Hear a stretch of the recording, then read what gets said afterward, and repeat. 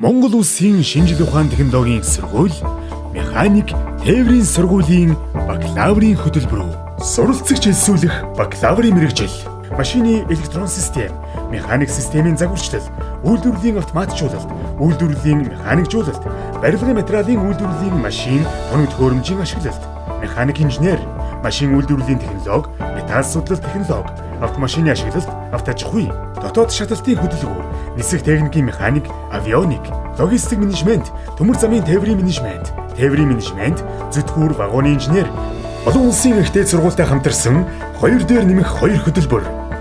Механик инженер бүгд найрамдах Солонгос улстай хамтарсан. Механик инженер Хамбат их сургуультай хамтарсан. Бид дэлхийн стандартад нийцсэн инженер технологийн мэргэжил тэмг 60 жилийн арвин туршлагаар бэлтгэн.